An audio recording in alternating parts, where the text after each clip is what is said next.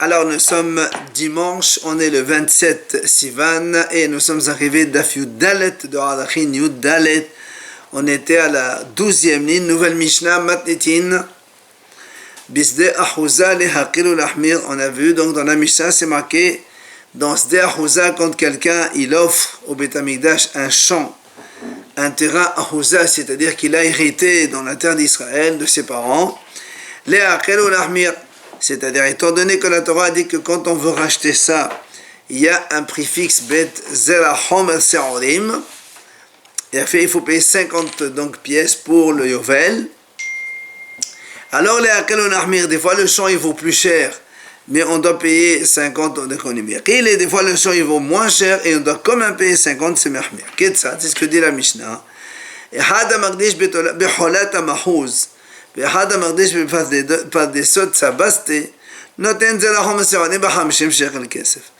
que ce soit un homme qui va offrir au Beth Amikdash un terrain qui se trouve dans Cholat Amahouz, donc c'est un terrain dans un endroit pas très cher, ou bien il offre au Beth Amikdash par des sauts de Sabast, et là c'est un endroit qui est donc beaucoup plus cher.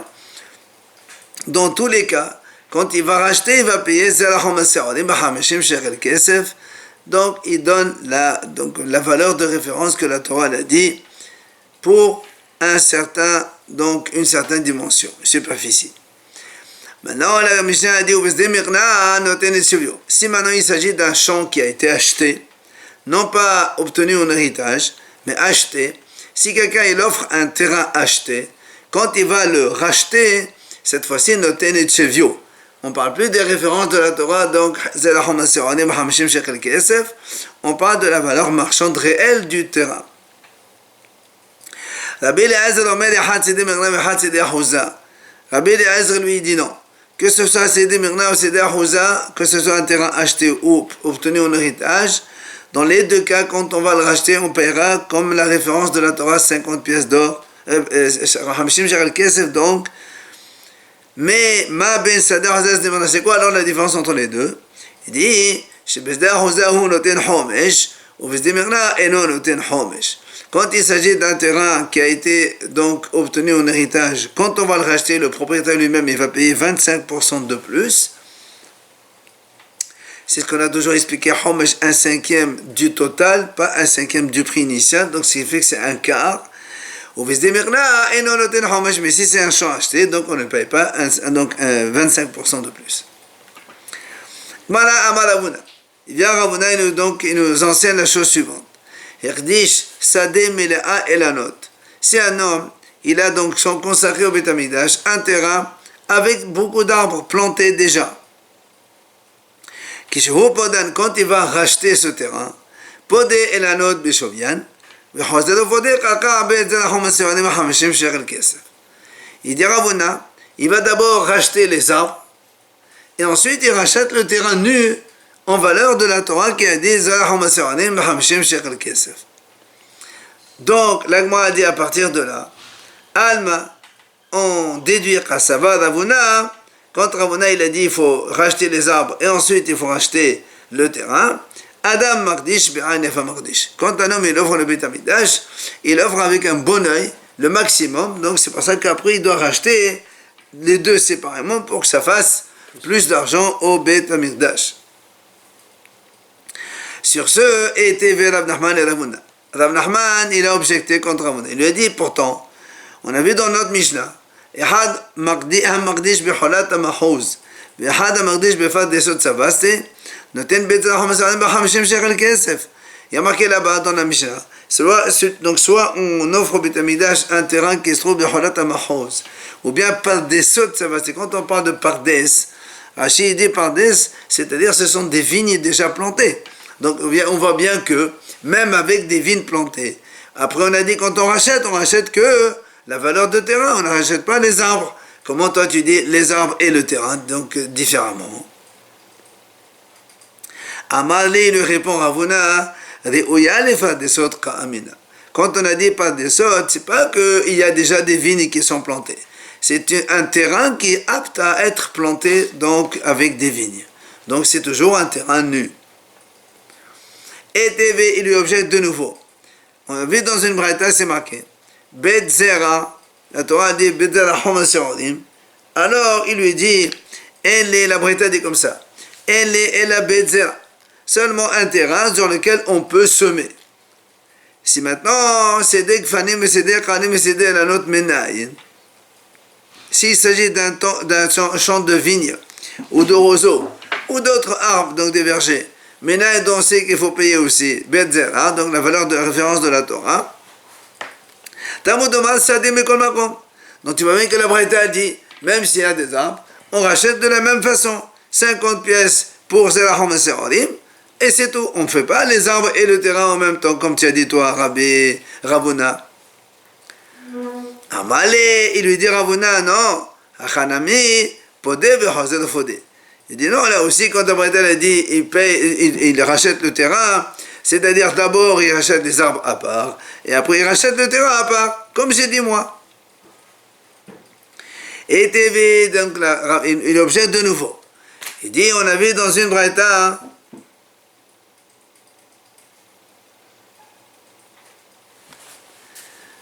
c'est marqué, Hekdish Shelosha Elanot, Memata Asara Levetsea. Si un homme, il a offert au Beit HaMikdash 3 arbres, ce qu'on appelle une plantation de Asara Levetsea. On dit que quand on plante 10 arbres dans une superficie de CA, CA c'est 50 amas sur 50 amas, 25 mètres sur 25 mètres, c'est là où on considère tout le terrain, il va avec les arbres.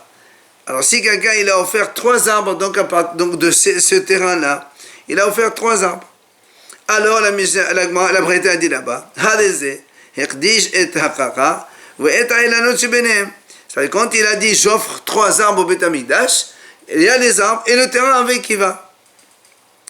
Mais quand il va racheter, il va racheter uniquement en valeur de terrain, comme la Torah l'a dit, 50 pièces pour donc Hamas Serodim.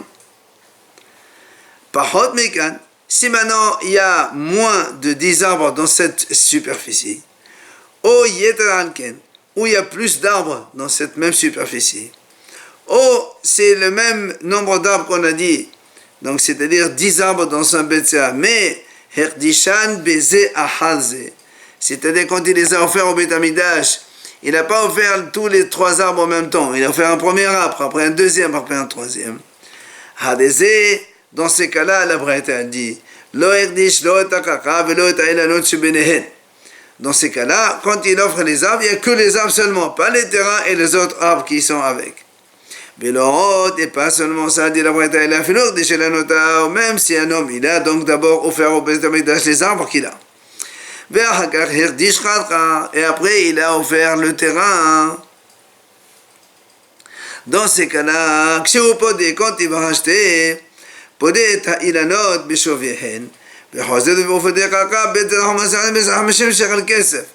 il va racheter d'abord les arbres et ensuite il rachète le terrain avec la valeur de la Torah. Donc qu'est-ce qu'on voit ici? Au début de la Braïta, on a dit quand quelqu'un il offre 3 arbres, on a dit quand il a offert 3 arbres, c'est-à-dire il a offert le terrain avec, et pourtant là-bas on a dit il rachète que le terrain seulement, il n'y a pas marqué les arbres. Donc c'est le début de la Braïta, c'est une question contre Ravuna. Maintenant, si tu me réponds là-bas, il rachète les arbres et aussi les terrains derrière. Il dit non, c'est pas possible. Pourquoi? Parce que Hamed Seva Podé ou Hazel Fodé. Mais là, parce que dans la Seva, dans le deuxième cas, il y a marqué justement, il rachète d'abord les arbres et après les terrains. Donc si on l'a marqué dans la Seva et qu'on n'a pas marqué dans la Recha, ça veut dire que dans la Recha, c'est pas le cas. Donc la Recha, il rachète que le terrain seulement. Et donc ce serait une question contre Ravuna. Et là, l'Agma dit non, tu as raison. Hamani, c'est qui l'auteur de cette braïta? C'est Rabbi Shimon. Pourquoi? Quand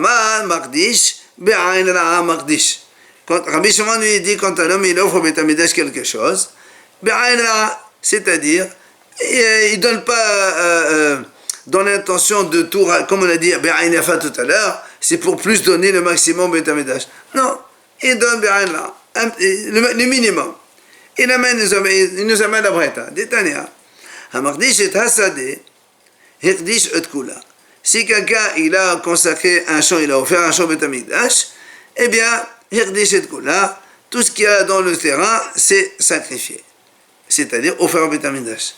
Rabbi Shimon Omer, il dit non, lo Hirdish, s'il y a des arbres là-bas, ils ne sont pas offerts au Beth Amikdash. S'il a offert son terrain, il n'y a que le terrain seulement, pas les arbres. Et la sauf, Harouv Hamoudkav, mais c'est Dan Hashirma. S'il y a un caroubier là-bas, ou un sycomore, qui sont des vieux arbres qui sont très longtemps là-bas, ceux-là on les considère avec le terrain. Mais les nouveaux arbres, les arbres qui sont plantés, ils ne font pas partie du terrain offert au Beth Amikdash. Il n'y a que le terrain, mais pas les arbres avec. Donc c'est là aussi c'est pareil. C'est pour ça qu'on a dit, cette braïta, elle a dit, au début, il ne rachète que le terrain. Parce que pour lui, il n'a pas offert les arbres, c'est que le terrain. Ah, là, il m'a dit, Rabbi Shimon, si tu me dis que c'est Rabbi Shimon et ma Sefa, regarde ce qui a marqué dans la Sefa. Et vélo, on dit pas seulement ça. Et là, vélo, il a notable. Si un homme, il a d'abord offert les arbres, et ensuite il a offert le terrain. Quand il rachète les arbres d'abord de leur propre valeur. Et après, il rachète le terrain comme la Torah l'a dit. Et Rabbi Shimon, ici tu me dis que si on va selon Rabbi Shimon qui est les îles Batapédon et le normalement, Rabbi Shimon lui dit quand on a, même si on donne les arbres et le terrain, à la fin quand on rachète que le terrain seulement. Et le Beth Amikdash, on lui donne le minimum, on ne va pas donner mieux. Puisque nous, justement, on a vu que selon Rabbi Shimon, il va selon le rachat. C'est-à-dire quand tu rachètes le terrain, au moment où tu rachètes le terrain, ben les arbres sont avec. Même si au début tu as donné d'abord les arbres et après tu as donné le terrain. Mais ça, tout dépend du moment où tu rachètes. Puisque quand tu rachètes l'ensemble, alors tu ne donnes que le prix du terrain, pas le prix des arbres. Donc, ça c'est Rabbi Shimon. Alors dans ces cas-là, on a dit, alors pourquoi dans la Sefa, si tu dis que c'est Rabbi Shimon, pourquoi dans la Sefa on dit on rachète les deux séparément, hein? Détania, justement, la Gemara nous ramène ici la braïta où on voit que Rabbi Shimon il dit on va selon le moment du rachat et pas selon le moment où on a consacré, où on a offert ça au Beth Amikdash. La braïta dit Minaï, d'où on apprend la loqer sadeh me aveu vertisha. Un homme, il a acheté un terrain à son père, du vivant de son père. Et le monsieur, donc, ce fils-là, il a consacré, il a offert la terre au Beth Amikdash, le terrain. Maintenant, son père, il est mort.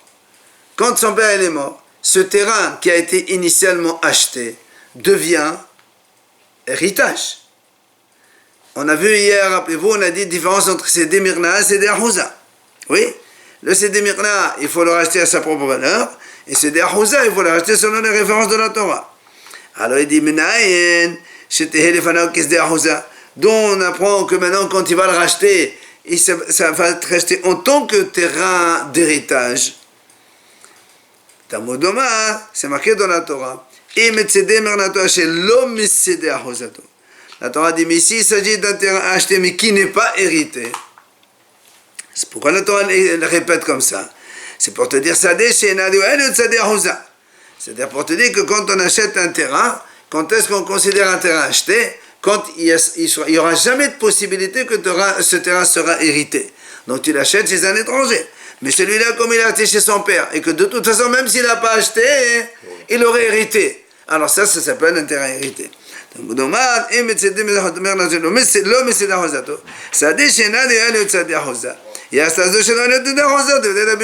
c'est Rabbi Shimon qui dit ça.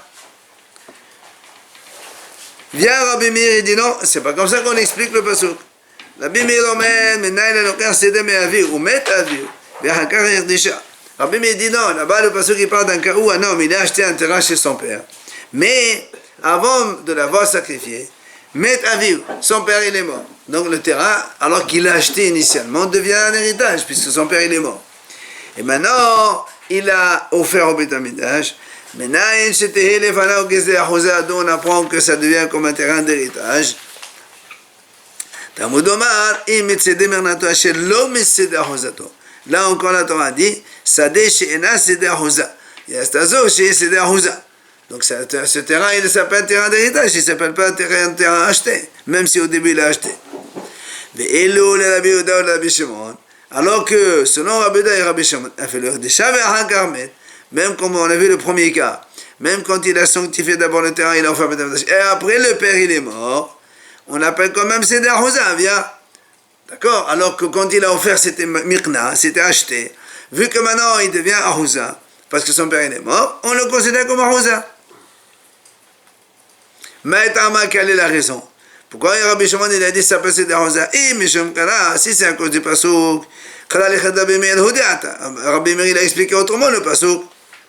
Et là, n'est-ce pas qu'on va selon le moment où il rachète? Donc tu vois bien que selon Rabbi Shimon, c'est même s'il a offert les arbres et le terrain séparément, vu qu'à la fin il vient racheter tout en même temps, eh bien on va selon le moment du rachat et il ne paye que le prix du terrain seulement.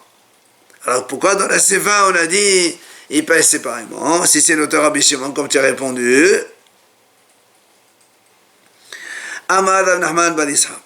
Il vient Rav Nachman bar Yitzhak, il répond et dit Rabbi Yehuda et Rabbi Shimon qui ont dit cela dans la Breta, Kra ashkahu vedarosh. Ils ont trouvé un pasouk et ils ont expliqué le pasouk et c'est pour ça qu'ils ont dit qu'ils rachètent en même temps selon le moment du rachat. Parce que imken, si c'est vraiment comme a dit la Sefa là-bas, l'irtov la hamana im et sede mernato asher lo ahuzato. Maï mis sede. Il dit dans ces cas-là, pourquoi la Torah elle barque? Si le champ qu'il offre au Beth Amikdash est un champ acheté, il y a marqué Asher lo misede ahuzato. Pourquoi tu dis lo misede ahuzato? Marqué Asher lo ahuzato, c'est tout. C'est pas un héritage. Il faut que ce soit un champ qui n'est pas apte à devenir un héritage, même plus tard. Comme dans ce cas-là, c'est-à-dire comme il a acheté son père et il a mardi surtout. Vu qu'à la fin, le jour où son père va mourir, ça va devenir un terrain d'héritage, donc celui-là, il ne fait pas partie de ce qu'on a dit. Amar à papa. Il a dit à papa, Hirdish Trashin. Si un homme, il offre au Beth Amikdash un terrain, Trashin, ça veut dire plein de rochers. C'est pas un bon terrain à labourer. On ne peut pas labourer comme il faut. Alors, Podan Beshovian. Dans ces cas-là, quand il ne rachète pas aux références de la Torah, donc en fonction, donc on a dit 50 pièces en fonction du Yovel, selon les références de la Torah. Mais il le rachète Beshovian. Combien ça vaut la valeur marchande du terrain vrai, réel? Maïtama, pourquoi? Voilà, c'est un Seder Ahouza. Il dit non. La Torah dit Betzela, la Torah dit Betzela, un terrain qu'on peut semer, mais celui-là il n'est pas cultivable. Alors ça ne fait pas partie de la Torah.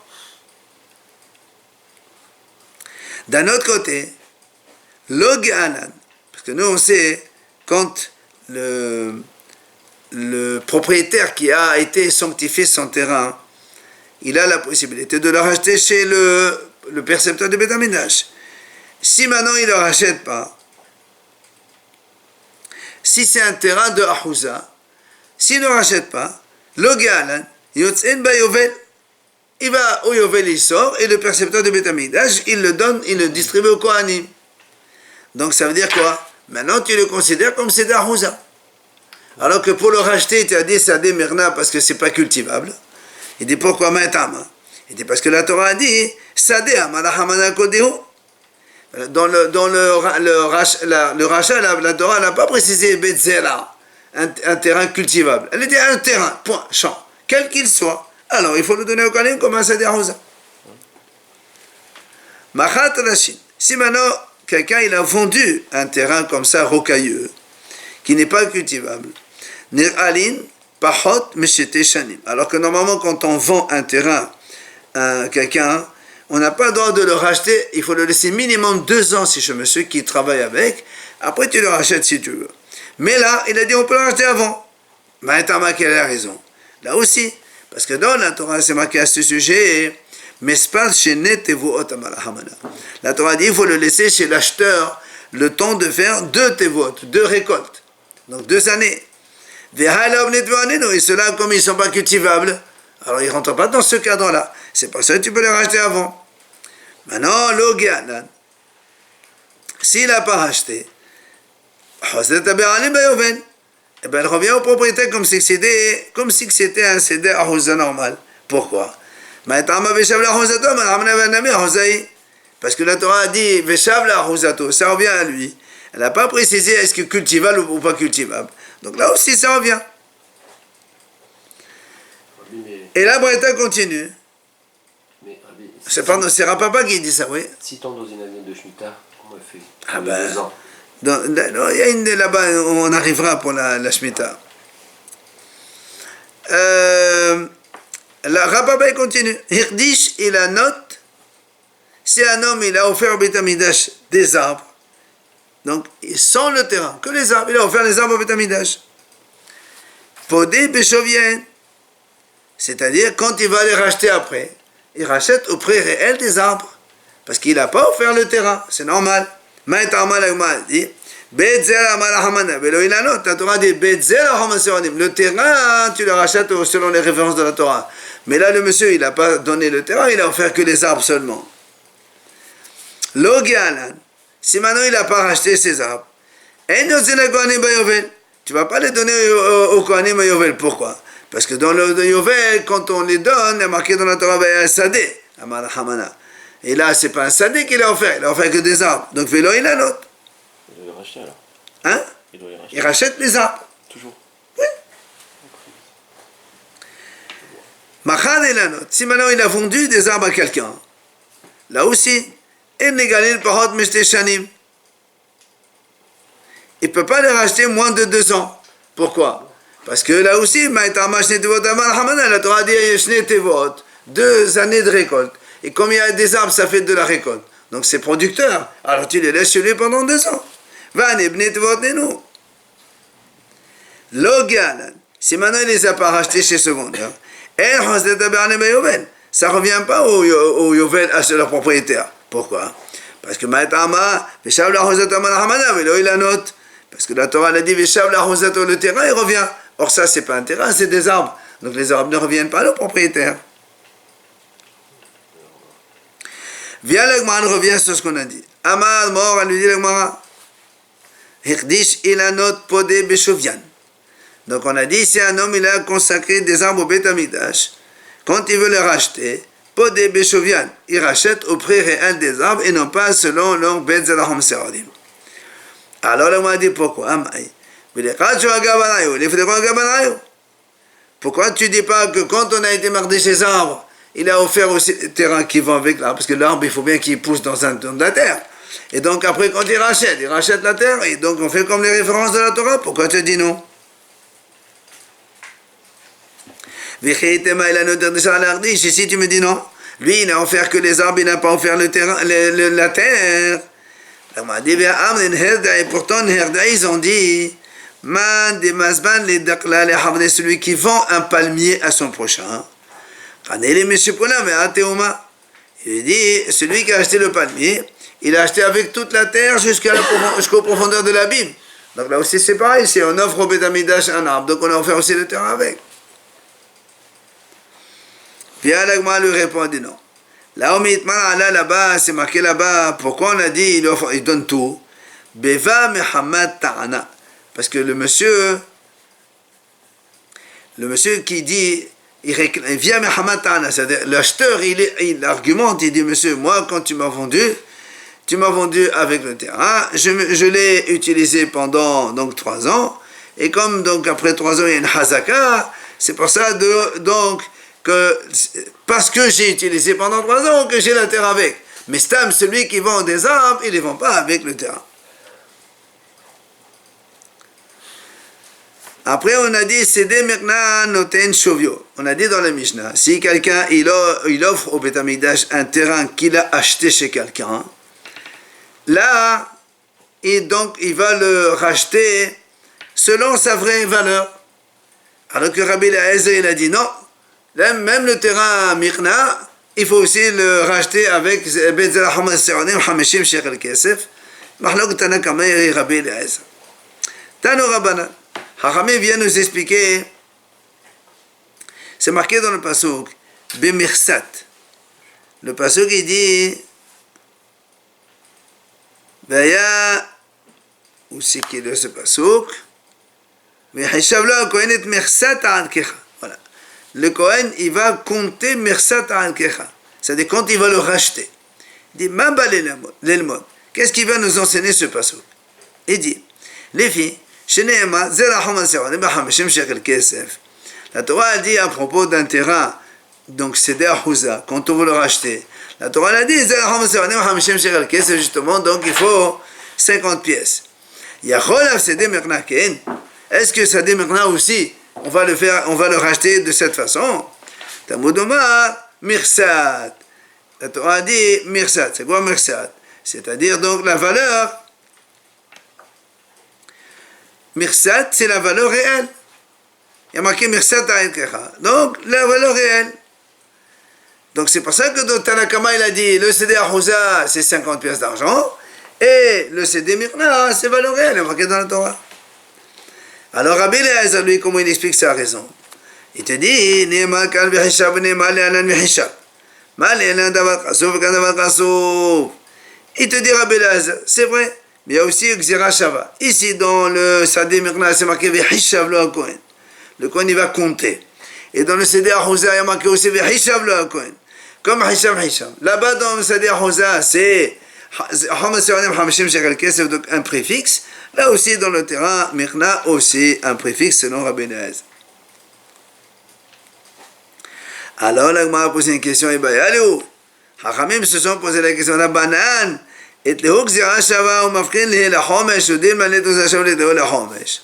La Gemara a dit, est-ce que les Hachamim, ils ont cette zira shava? Et donc, comme Rabbi Eliezer, et ils n'ont pas cette notion que Rabbi Eliezer dit, la différence c'est qu'il faut payer le 5e en plus. Ou dit-il, Hachamim n'ont pas les deux Gzera Shava, ni la Gzera Shava, ni le Homesh, tous les deux Hachamim n'ont pas dû donc fait la même chose que Rabbi Eliezer.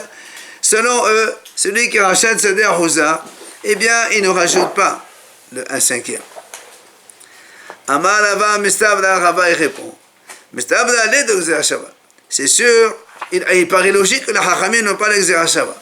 Pourquoi? Il dit parce que il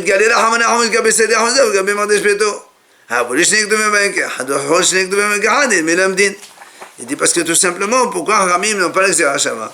Parce que comme la Torah, elle a parlé de notion de 25% de plus à propos de Seder Ahuza. Et aussi, même quand quelqu'un il marque sa maison, la Torah l'a aussi parlé de donc 25%, qu'ici le propriétaire lui-même il vient racheter cela, il rajoute 25%.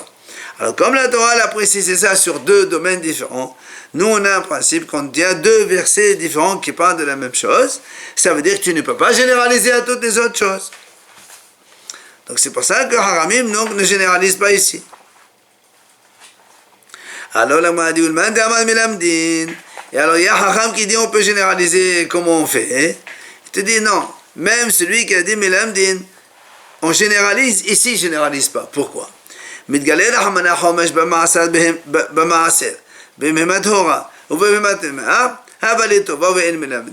te dit parce qu'effectivement, la Torah elle a précisé qu'il faut payer 25% de plus, aussi bien dans le terrain que dans le maaser. Quand quelqu'un rachète son propre maaser chéni, il doit rajouter un 5e. Behema Torah, quand un homme il a offert une Behema au Beth Amikdash, après elle a un défaut. On a dit que si c'est le propriétaire lui-même, il vient racheter, eh bien il doit payer un 5e de plus. Et enfin, la Behema Tmea aussi, quand un homme il a offert un cheval ou un âne au Beth Amikdash, après il va le racheter. Là aussi la Torah dit, il va racheter 25% de plus. Alors comme la Torah a parlé de plusieurs sujets, donc on rajoute, ça veut dire que les autres dont on n'a pas parlé, eh bien il ne faut pas rajouter. C'est pour ça que En Melamdin. Tania Kevate de Rava velo metame. Moi, on ramène ici une braïta qui est comme Rava, c'est-à-dire que celui qui achète Mirna, il rachète la Sadi Mirna, il rajoute pas un 5e que les Hachamim ont dit, mais velo metame, mais pas pour la même raison que Rava a amené. La braïta Tania, c'est marqué Bemasat al-Kecha. Étant donné que la Torah dit Mersat al-Kecha à propos du rachat de Sadi Mirna, donc la somme de sa valeur, et Kishwa Katouv la Alachin. Ça dit que le Seder Mirna, la Torah l'a comparé avec les Anachin. Quand on dit j'offre la valeur de tel au Beth Amikdash. Ma Anachin el Mosif Homesh De la même façon que dans la il n'y a pas de homesh supplémentaire, 25% de plus, et bien là aussi, il n'y a pas de 25% de plus. Comme Rava, mais pour une autre raison. Matiti, nouvelle Mishnah. On a vu Beshora Mo'ad Shemit et Ta'eved Le'akel ou Lahmir. Donc un taureau averti, qui a déjà on connaît 3 fois, quand il va tuer un esclave goy, eh bien la Torah dit qu'il faut qu'il paye 30 pièces d'argent à son maître. Et là aussi la Mishnah a indiqué ça. Pourquoi les haqil ou l'ahmir? Il dit si un taureau il tue le plus beau le meilleur des esclaves qui vaut beaucoup plus cher, tu vas payer que 30, on est maqil.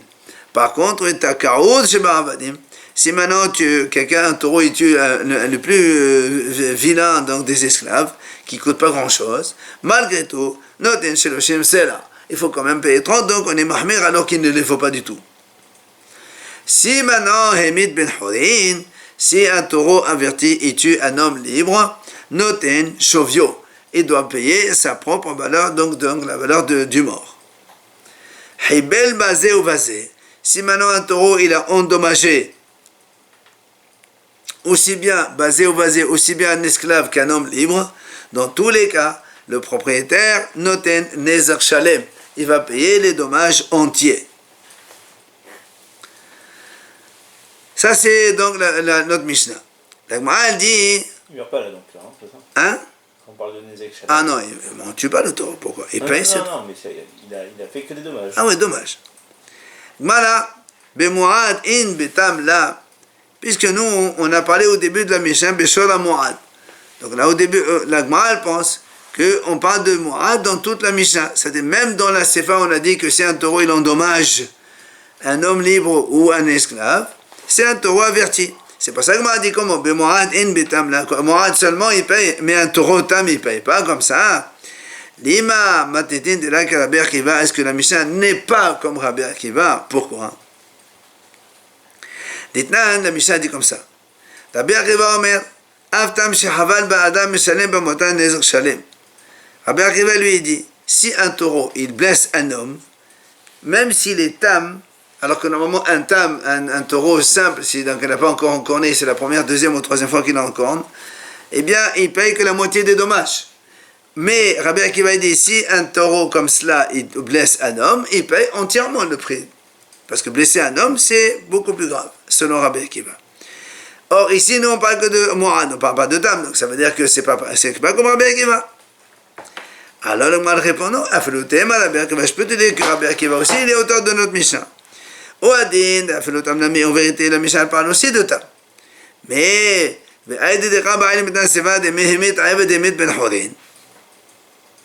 comme on va parler dans la Seva, dans le cas où le taureau est tué un esclave ou un homme libre, et dans ces cas-là, on a dit qu'il faut, donc, dans ce cas-là, si il tue un esclave, il pèse 30. Mais si Ben Horin n'est pas la valeur de la personne, et là, c'est seulement quand le taureau il est averti que le propriétaire il va payer le prix. Mais Betam, la Mishkahata. Donc si c'est un taureau tam qui tue un homme, il ne paye pas le prix quand c'est la première fois. Mais c'est pour ça qu'on a parlé le donc Moad et non pas donc le tam. Mais dans les autres cas, dans cette situation, même tam aussi, il paye selon Rabbi Akiva. Il paye les Shalem, c'est pas un problème. Il paye quoi dans le thème? Selon Rabbi Akiva, il paye entièrement la totalité des blessures. Dès la première fois. Oui. On a dit donc celui qui viole une fille ou qui la séduit, qui va avec elle, là aussi, puisque la Torah l'a dit, il faut payer 50 pièces d'argent à son père. Qu'est-ce que ça? La Mishnah a dit comment? Soit un homme il a été violé ou séduit la plus grande des filles des Kohanim, donc quelqu'un de très important, ou bien Ketanabi Israël, ou bien la plus petite d'Israël, c'est-à-dire la plus petite dans le cadre social. Et donc dans tous les cas, il va payer Noten Hamishim Selaim 50 pièces d'argent. Donc pour la fille de Kohen, on est mérite puisqu'elle vaut beaucoup plus cher, et pour la petite d'Israël, on est permis puisqu'elle vaut beaucoup moins cher. Maintenant la Mishnah rajoute maintenant, les dommages, préjudice moral et la honte qu'il lui a fait faire, et le pégam aussi, la dépréciation, là, c'est en plus qu'il doit payer en fonction de la personne, celui qui a fait ça et celle qui a subi cela. Alors, il m'a dit, pourquoi tu dis qu'il faut payer aussi la honte et le préjudice moral en plus? Peut-être que quand la Torah l'a dit, il faut payer, indemniser le père de 50 pièces d'argent. Ça inclut tout cela. Pourquoi tu dis qu'il faut en plus cela? Amar Rav Zera, il vient Rav Zera, il répond, il dit non, c'est pas possible. Pourquoi? Parce que sinon les gens ils vont dire, Yomru, Baal bat Menachim Hamishim, Baal bat Edudot Hamishim. Alors dans ces cas-là, un homme qui va violer une princesse et un homme il va payer une fille simple, il va payer la même somme, c'est pas possible.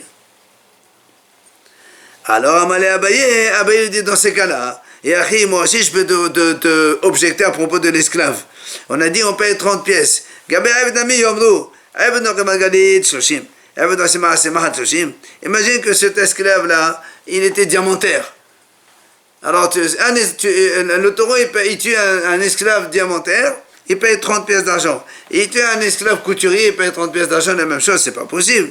Alors, et la mal à Vazirira, il a dit Rav Zera,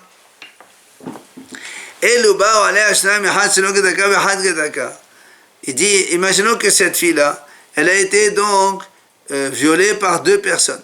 Le premier, il a été donc avec elle, mais elle était encore vierge. Et après, il est venu un autre, cette fois-ci, il lui a enlevé sa virginité. Est-ce qu'on va dire c'est la même chose? Celui qui a été avec la première fois, où elle était shlema, il paye 50, et celui qui a été avec elle, le deuxième, qu'elle était déjà pgouma, il va payer aussi 50. Amalé Abaye, alors Abaye il réplique une deuxième fois,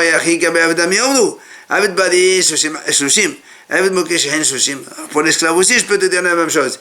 Imagine, tu as un esclave en bonne santé. La Torah dit qu'il faut payer 30 pièces. Et un esclave qui était mokishérin, plein d'ulcération de partout, malade et tout, qui ne vaut rien. La Torah dit qu'il faut payer 30 aussi. Et là, Amar Abaye, c'est pour ça qu'Abaye répond, il dit non.